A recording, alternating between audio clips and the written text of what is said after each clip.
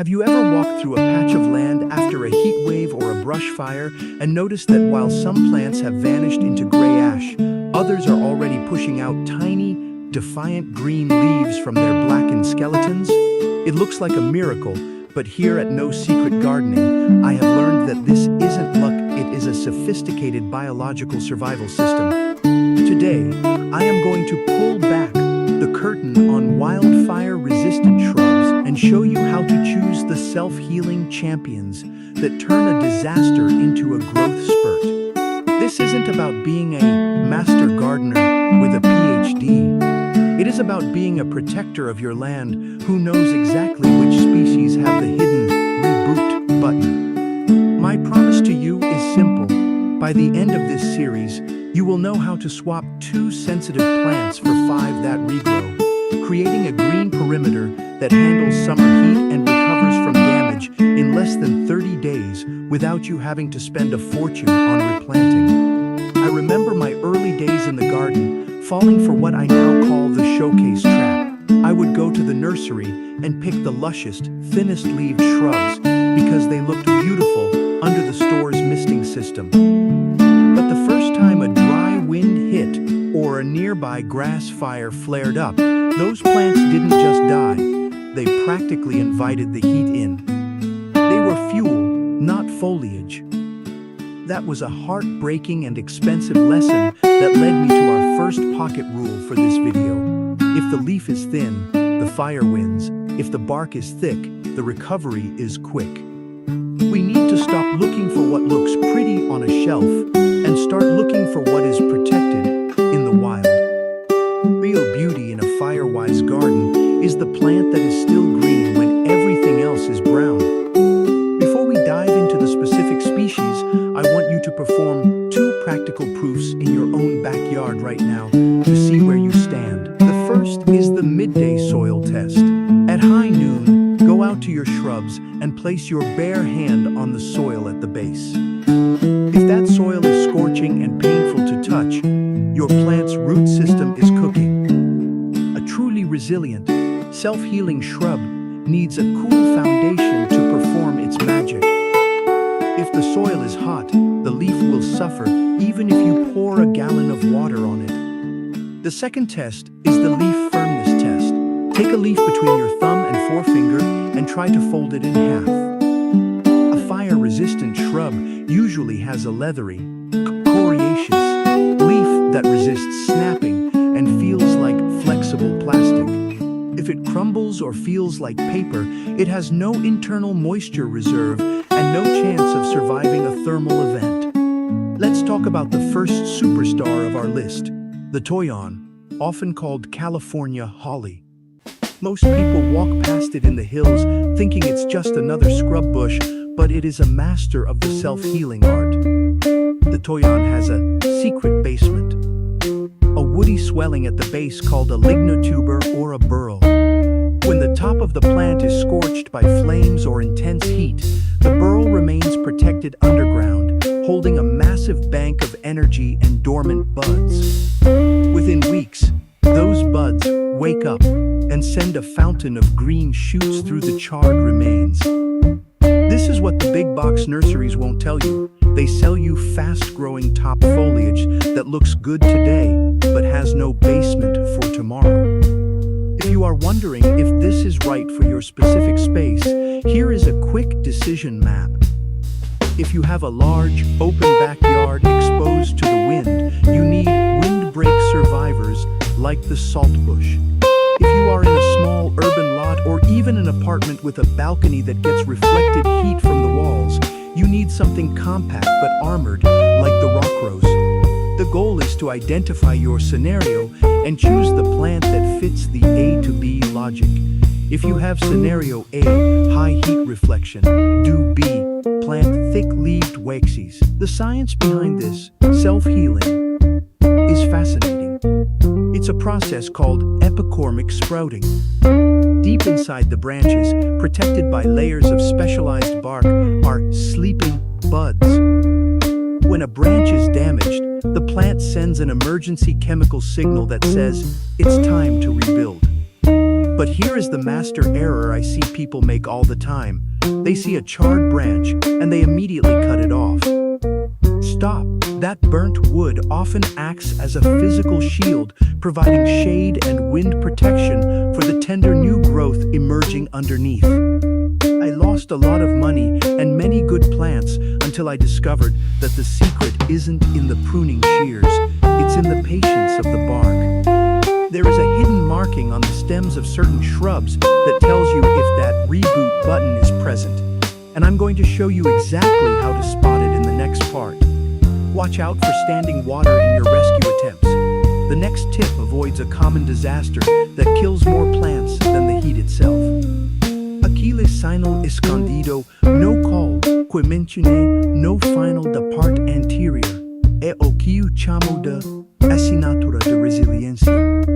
Se você observar de perto a casca de arbusto, como a Protea ou o medronheiro, verá pequenas fissuras ou lenticelas que parecem cicatrizes naturais.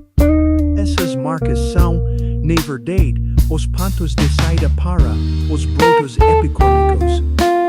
No secret gardening, eu aprendi que o segredo de uma planta, que é autocura, não é a imunidade ao fogo, mas a capacidade de se reconstruir a partir das cinzas. O problema não é você ou o seu dedo podre.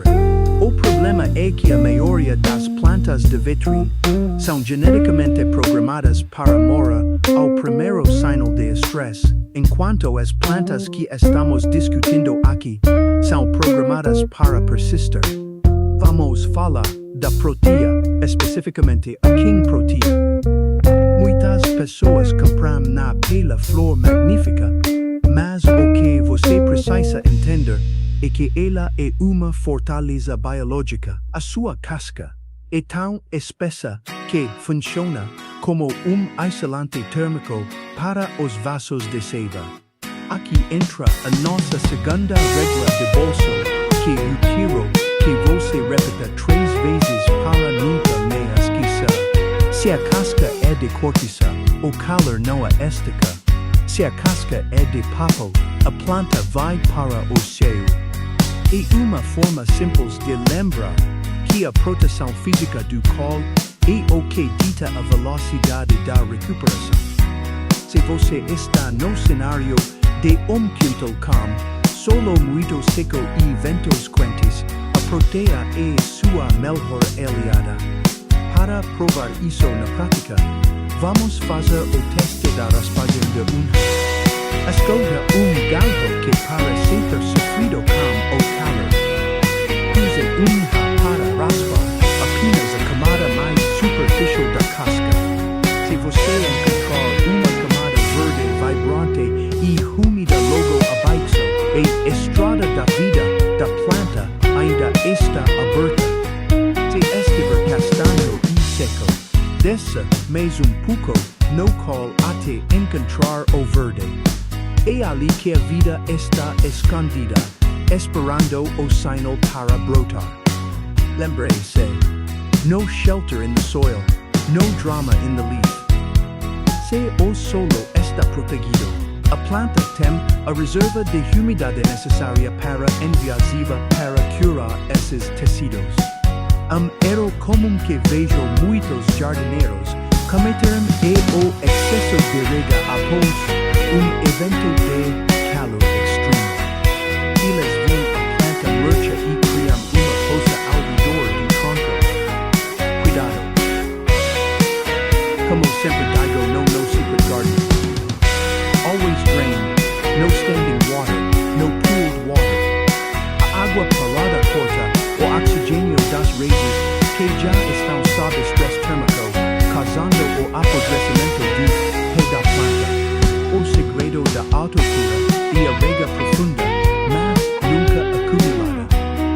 Se você nota que a água não está a entrar na terra, é sinal de que o seu solo se torna hidrofóbico. Ele está a repelir a água. Nesse caso, o mapa de decisão é: se a água não entra, use uma cobertura morta orgânica para amaciar a superfície antes de tentar regar novamente. Se você está num cenário de apartamento ou varanda pequena, onde o calor é amplificado pelas paredes, a sua escolha de segurança é o cistus, o esteva. Esta planta é incrível porque produz uma resina chamada labdano. Essa resina não é apenas para o perfume, ela atua como verniz natural que sela a umidade dentro das folhas e galhos. Mesmo que a folha pareça frita por fora, o interior permanece protegido. É o design perfeito da natureza para quem tem uma vida ocupada e não pode estar sempre com a mangueira na mão. E já perdi muitas plantas por tentar ajudar demais. O conselho que daria a mim mesmo se estivesse a começar agora é: confie na biologia da planta. Ou cria no secret gardening de talha como cada uma dessas espécies gera a sua reserva de energia. Mas o básico que você precisa saber hoje é que a planta gasta energia para se curar. Se você a fertiliza com adubos químicos fortes logo após incêndio ou onda de calor, você vai forçar crescimento que ela não pode sustentar. É como pedir a alguém que acabou de correr uma maratona para fazer sprint. Na próxima parte, vamos explorar o arbusto que considerou o rei da regeneração, o medronheiro, e como ele sacrifica a própria pele para sobreviver. Vou mostrar como simples ajuste no local onde você planta pode ser a diferença entre uma planta que se cura e uma que se torna combustível. O aeromestre que afeta quase todos os jardins em áreas de risco está para ser revelado, e a solução é mais simples do que você imagina. O medronheiro, ou arbutus anido, é o que eu chamo de o mestre da armadura descartável. Se você observar o tronco de medronheiro maduro, verá que a casca se solta em tiras finas e avermelhadas. Muitos jardineiros iniciantes entram em pânico e acham que a planta está a morrer ou com alguma doença fúngica. No Secret Gardening, eu ensino que isso é o oposto da morte. É a renovação. Essa casca que sai é o mecanismo de autolimpeza da planta, permitindo que o tronco se expanda e que o teixe, o jovem e verde por baixo respire. Em caso de calor radiante, essa casca externa atua como uma zona de sacrifício, protegendo o câmbio vivo que transporta a água das raízes para as folhas. Aqui está o mapa de estação para quem está caminhando o jardim agora. Se você tem um espaço feito de paredes ou cercas que acumulam calor, o medronheiro é a sua melhor escolha, porque ele lida com o calor refletido melhor do que quase qualquer outra espécie. Já se o seu cenário é canteiro isolado no meio do jardim, você pode optar pela jojoba, que tem uma folha tão dura que parece feita de plástico reciclado. A regra é simples. Cenário de reflexo alto exige casca de sacrifício ou folha de cura. Se você ignorar isso, a planta terá que gastar tanta energia apenas não morre que não sobrará nada para a regeneração. Vamos para mais uma o teste da flexibilidade do galho. Peguei na ponta de galho que sofre com o calor e tentei dobrá-lo suavemente. Se o galho for resiliente e estiver em processo de autocura, ele terá uma elasticidade surpreendente. Se ele partir ao menor toque com som seco, essa ponta específica já passou do ponto de recuperação. Mas aqui está o segredo que demorei anos para aprender. Mesmo que a ponta parta, não significa que a planta vezes, a vida equivocada, os nos mais vexos, perto do pronto fruto. A regra de bolso aqui é vida não. Planta não deu ou não. Procura pelos pequenos pontos de crescimento, onde o galho se junta ao polo principal. É ali que a mágica da cura começa. Eu recibo muitas mensagens de inscritos dizendo: no secret gardening, eu plantei as espécies certas, mas eles sequeram no primeiro verão. Quando eu pergunto sobre a localização, descubro o master error mestre. Plantar arbustos resistentes ao fogo solo compactado e sem drenagem. Lembre-se, always drain, no cooled water. Solo que não respira sufoca as raízes, e uma raiz sufocada não consegue enviar os sinais químicos necessários para ativar os blocos de emergência. O guia no secret gardening foca intensamente na preparação do berço da planta, porque o berço determina o destino. Se o solo está asfixiado, a planta não tem forças para se curar. Muitas vezes, a vitrina das lojas de jardinagem vende plantas que foram criadas em estufas perfeitas, com luz controlada e fertilização constante. Quando você as leva para o mundo real, para o seu quintal que enfrenta 40 graus ao ventos de 60 km/h, elas entram em choque. A borda de anti-vitrina que defendemos aqui e procura por plantas que mostram sinais de luta, cascas mais grossas, folhas menos perfeitas e raízes bem estabelecidas. Se você quer poupar dinheiro e evitar frustrações, pare de comprar beleza de estufar e comece a investir em resistência de campo. Pequeno caso real para inspirar você. Membro da nossa comunidade tinha uma CB de oleandros que foi severamente afetada por incêndio florestal próximo. O calor foi tão intenso que as folhas derreteram. Ele ia arrancar tudo, mas fazemos o plano de resgate de 7 dias.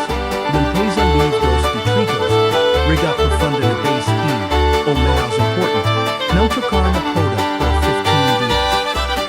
Em 3 semanas, os oleandros estavam cobertos de pequenos pontos vermelhos que se transformaram em folhas verdes. O oleandro é tóxico, então sempre cuidado com animais e crianças. Mas a sua capacidade de autocura é coisindativa se você subestimar. Se você esquecer tudo o resto, lembre-se desta regra fundamental. O vaso o local importa mais do que o fertilizante. No próximo bloco, vamos fechar com o arbusto mais resistente de todos, o que eu considero o verdadeiro fênix do jardim. E faremos resumo estratégico para você aplicar a manha de manha. Como sabe, se você se tornou verdadeiro cultivador, os sinais estão a chegar e o plano de ação final para iniciantes vai transformar a forma como você olha para cada galho seco no seu quintal. O verdadeiro fênix do reino dos arbustos que guardei para este encerramento é o epicormic, frequentemente conhecido como fireweed. Embora em algumas regiões seja visto como uma planta silvestre, a sua biologia é o exemplo máximo de autocura. Ele não apenas sobrevive ao calor, ele é desenhado para prosperar no solo rico e mineral que sobra após evento térmico. Se você tem uma área do seu quintal que terra de ninguém, onde nada parece crescer devido ao calor extremo, o fireweed ao espécies semelhantes de colonização rápida são o seu mapa de decisão final. Eles agindo como uma enfermeria natural para o solo. Vamos fazer resumo estratégico por ambiente para você aplicar a manha de manha sem desculpa. Sol pleno e vento constante. Escolha o Toyon ou a Protea. Foco em proteger a base com pedras a mulch grosso para manter o basement fresco. Espaços reduzidos e calor refletido. Muros. Va de medronjero ao cistas. Lembre-se do teste raspagam para monitorizar a saúde da casca. Vasos e varandas. Use arbustos de folha coriácea pura em vasos de barro grosso. Se o solo está a queimar ao toque do meio-dia, muda o vaso ou use uma cobertura térmica. Como você sabe se o seu trabalho de proteção e a escolha das plantas estão a funcionar. Aqui está o seu checklist final de sinal de sucesso. Primeiro, a planta mantém a flexibilidade dos galhos secundários mesmo após 3 de sem regar. Segundo, você começa a ver brotos epicômicos, aqueles que saem diretamente do tronco velho, em vez de apenas nas pontas. E terceiro, a cor das folhas novas e verde profundo, e não verde pálido e amarelado, indicando que a absorção de nutrientes está ativa. Se você observar estes 3 sinais, parabéns! Você deixou de ser colecionador de vitrines para se tornar verdadeiro cultivador resiliente. E comete o erro de desistir de muitas plantas cedo demais. Os 3 erros que eu nunca mais cometo são: podar galhos feios imediatamente após stress, usar fertilizante em plantas em choque e deixar o solo nu. A paz de espírito que vem de saber que o seu jardim consegue securar.